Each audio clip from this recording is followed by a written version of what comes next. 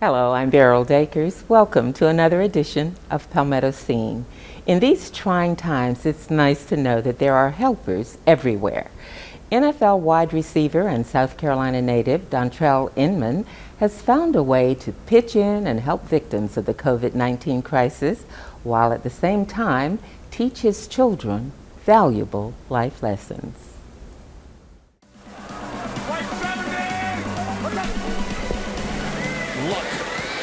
For the touchdown, grabbed by Dontrelle Inman. Batesburg-Leesville graduate and NFL wide receiver Dontrelle Inman is back in South Carolina for the first time since he went to college more than a decade ago. Despite the time, he's stepping up big for his hometown community and swapping positions from a receiver to a giver. It's amazing. A lot of people said, welcome back. You've been gone for 12 years from college to professional level, and quite frankly my kids love it too, being back, being around family, being around loved ones, and helping out the community. Inman and his kids are taking a time out from their daily routines to help score big for families in need. We are fortunate enough to be able to provide groceries for families who are in need during this time of coronavirus and people being laid off, hardships. It's the right thing to do. Instead of a simple cash donation, Inman decided to join in on the social media challenge craze and encouraged others to follow in his footsteps with the grocery challenge, all the while providing a valuable life lesson to his children. I involved my kids in this project because I wanted them to know the importance of giving back to their community, and also being humble and just willing just to give, not for a reason, not for a challenge, but just because out of the kindness of their hearts. Inman took it to the house for a touchdown with this lesson. Touchdown, Inman! Spending time with my dad is fun and exciting, especially when we play basketball, go golfing, and we go fishing on the dock. But when we go grocery shopping and give food back to the ones in need, it adds a new element to our relationship.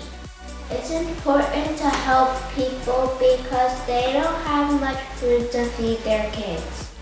The smile that you bring on someone's face is priceless. So that's what I aim to teach these two.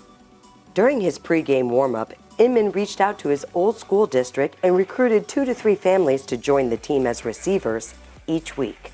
He also enlisted Publix as an offensive coordinator.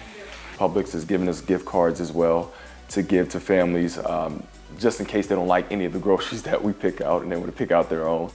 And every delivery includes a handwritten note from the Inmans. So I decided to include the personal touch with this grocery delivery because I want the families to know that I've been there.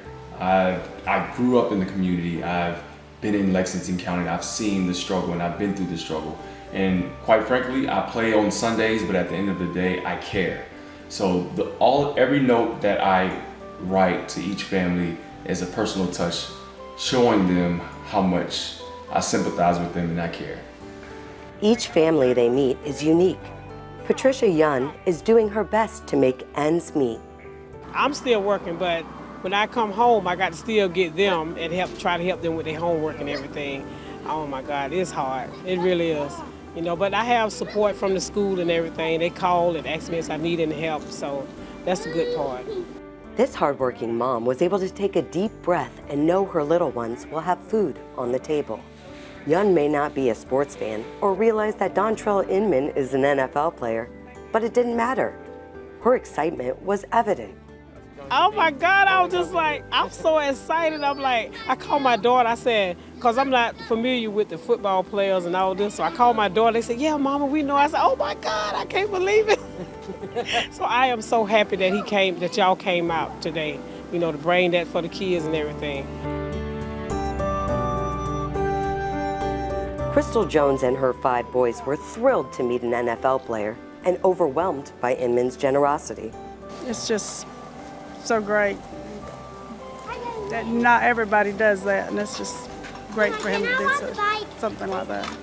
The gratitude and feeling that I had once I deliver those groceries, it's honestly speechless, and you really can't replicate that feeling of what you give to people when you can actually help them. So being from a small town in Batesburg, the town is what got me into the position where I am today. And like many other athletes, we always like to give back to our town and community because, it's a great feeling that we have when we know we can give back and help one another.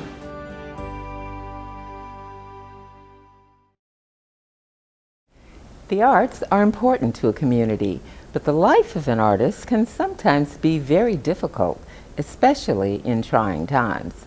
Artists need not only a way, but also space in which to express themselves creatively.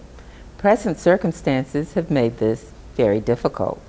Fortunately, however, the Columbia Development Corporation recognizes the value of the arts community, and they've stepped in to help preserve the livelihood of this very talented group.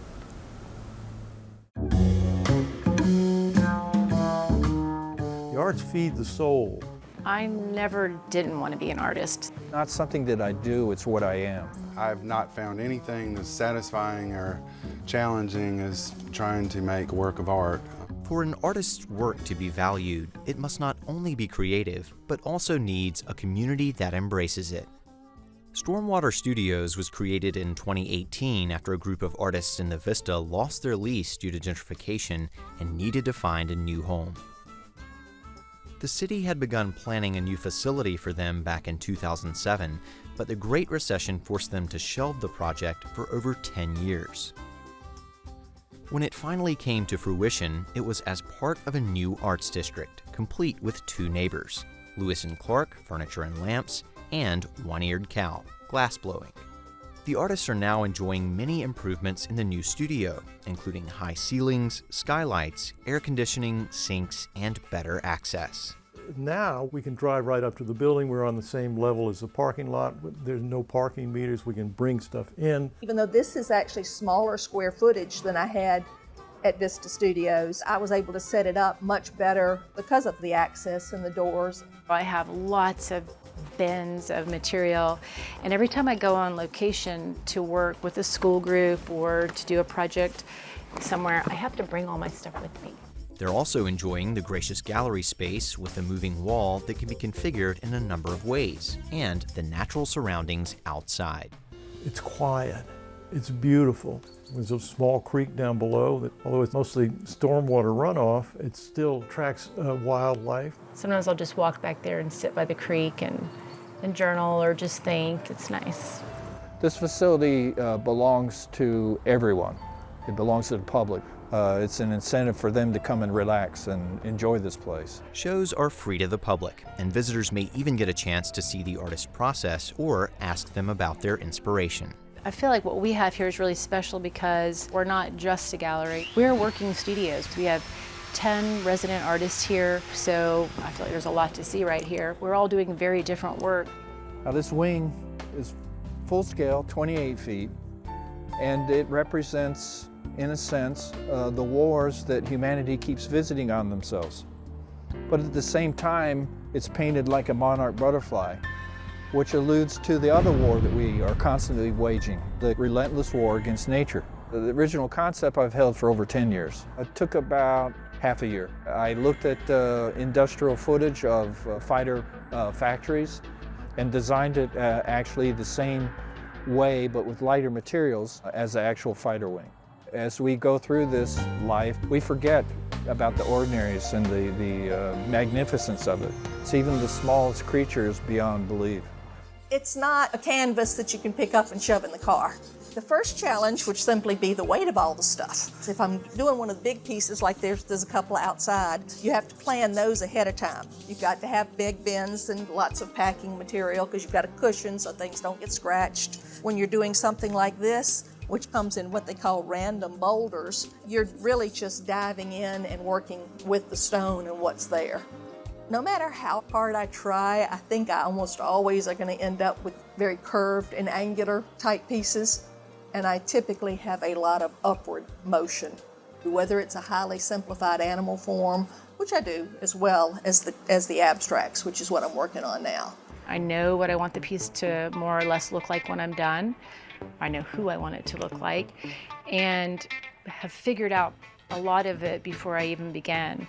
I'm just trying to kind of lay down some values right now, kind of work from the big shapes to the small. You lay in your darks and your lights, kind of build the form, and it'll have some dimension to it when it's finished.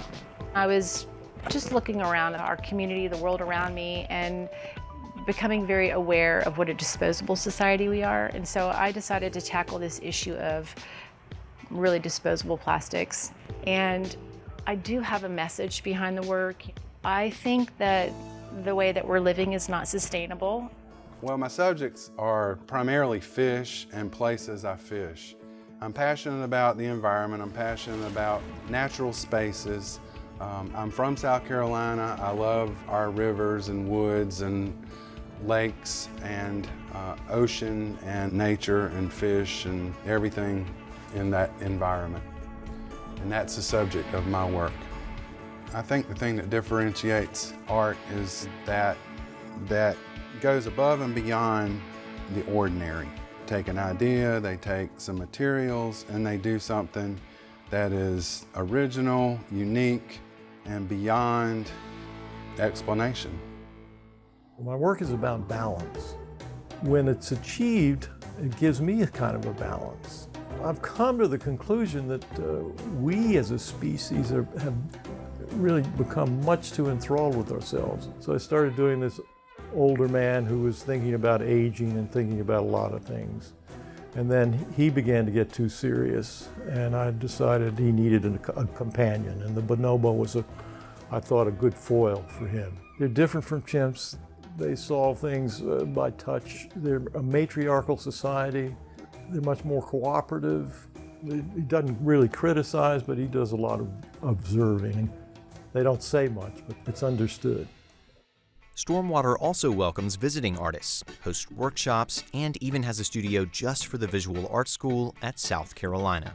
The residents at Stormwater contribute to the upkeep of the building, the website, and various other tasks, including taking turns as the president. The main job each of us has is to come in and work. You know, I don't think of my success in terms of sales or not sales. I mean, it certainly makes a difference. It's nice to be able to pay the rent from sales at least. The artists have learned to network, keep a low overhead, and use social media to market their work beyond the studio. And some even offer private lessons. But in the end, money isn't necessarily their main goal.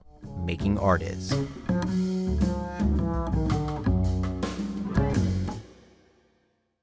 From the mountains to the sea, summers in South Carolina are filled with sunshine, water, and fun. So let's take a look at all three as we make a trip to the Lowcountry, where we not only make new friends, we gain new skills, and we might even learn how to catch our dinner.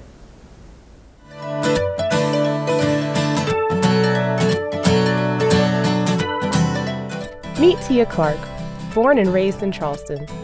This city is a part of her, but surprisingly, growing up, she didn't spend a lot of time on these majestic waterways curving throughout the Lowcountry.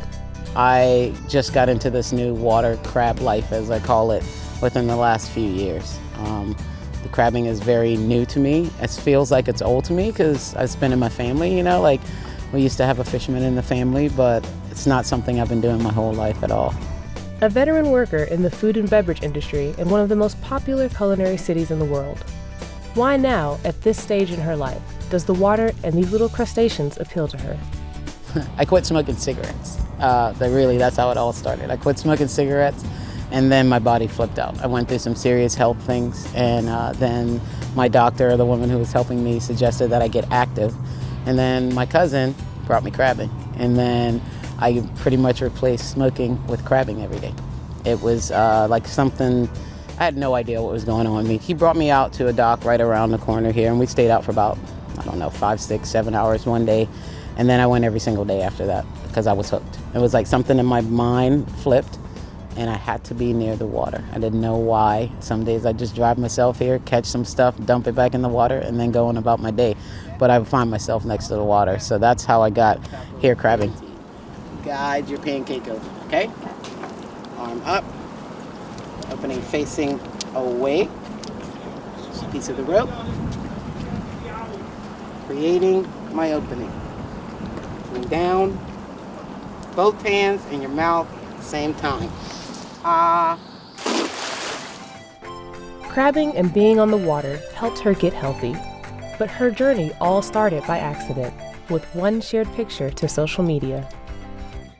Sometimes I'd come out and I'd share it to social media. When all that stuff started happening to me, like I had to be near water, I would come out and I would take a picture of sometimes just the cloud, sometimes just the dock with like some water on it. It didn't really have to be anything.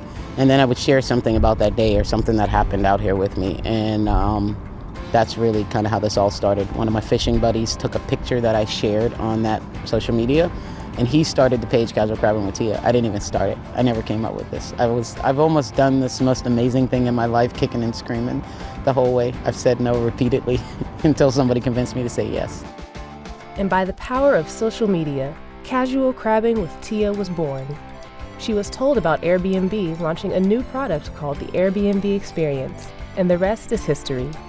The Airbnb Experience is something unique and fun to do somewhere that you're traveling. Airbnbs are all over the world. When you stay in an Airbnb, now you'll find out and they'll send you some links for experiences. So what it is a local, maybe not even a local, someone that lives where you're visiting, that is doing something really cool, really unique in that town that they want to share with other people because they've signed up for the platform. Within 5 months of launching Casual Crabbing with Tia as an Airbnb experience, her life had changed dramatically. Airbnb flew her to San Francisco. She was trending on Google. She had a few million hits on a Facebook ad. And eventually, her crabbing hobby was named a top 4 experience in the world. What makes it so unique?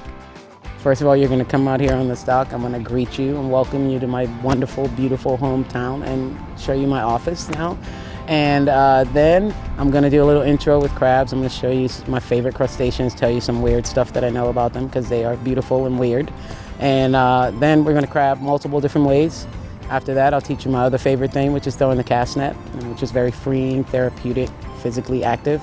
We'll do that and then hopefully catch some live bait, put that on some fishing rods. You can hold your rod or put it in the holder, go back, check your crab traps. It's pretty much a saltwater adventure. It's like a saltwater playground. Tia, along with her friend and assistant Art, make you feel like you've been on these waters, fishing, crabbing, and throwing a cast net like a professional for years. But most of all, you feel like you're enjoying a beautiful low-country day with friends. For me, there's still something in the back of my head that thinks that Tia's just crabbing, because I'm not having the experience. I'm having my own experience, not the experience my guests are having, but when I get the feedback from them and what I hear is that people don't want to go and buy things and take it home anymore. They want to go and they really want to experience things. And I think what the experience that I have and really kind of how it's evolved now, because I've gotten, my confidence is really built, is that I'm really bringing you into Charleston and showing you Charleston, and within 2.5 hours you feel immersed in this culture, a part of my family, and you feel like you can do this stuff on your own, like you're learning skills, but you're really gathering a sense of where you are and what the people that live here do. I find that in this world that I've set up out here, it's hard for people not to fall in love with it. All 7 species of sea turtles are listed as threatened or endangered. This is a reflection of the growing issues surrounding coastal development and ocean conservation.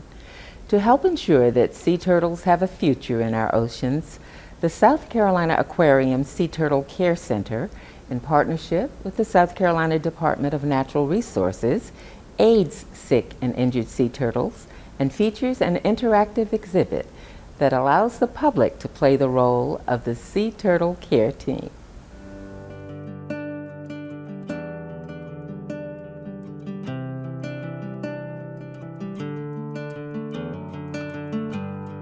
We are outside of the Zucker Family Sea Turtle Recovery, which is located on the first floor of the South Carolina Aquarium.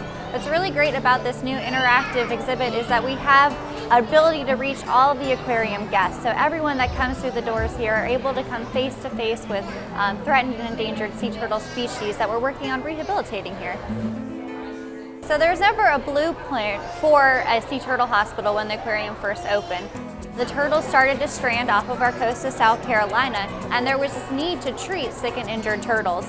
The aquarium stepped up to the plate. They started with modest means of just a small plastic kiddie pool down in the basement of the aquarium, and it kept on growing as more and more turtles started to come here for medical attention. What we've seen over the years is an increase in size. So we were usually seeing about 120-pound sub-adult loggerhead sea turtles. We are now treating larger adult females that are upwards of 350 pounds. We also see a variety of other species as well, the greens and the Kemp's Ridleys, that are also varying in their sizes too. So there's definitely been this need to have bigger, deeper tanks to accommodate those larger turtles that we're seeing that are stranding. So what's great is you're not just coming to see turtles, you're also learning about them. So we have this augmented reality. Anyone of all ages can come up to these tablets and triage a turtle just like we would as a Sea Turtle Care Center staff. So when a turtle first comes in from the Department of Natural Resources, we all assemble and we give them that emergency medical attention. So that's making sure that we're checking their vital signs, giving them their antibiotics, doing those radiographs, doing the whole entire diagnostics, and that's really what saves their life in that initial first 24 hours. So you get to do that from an electronic standpoint, and it goes through that whole process of triage as it's happening to that model of turtle that we've worked really hard to get it to look anatomically correct of those 3 different species that we see here.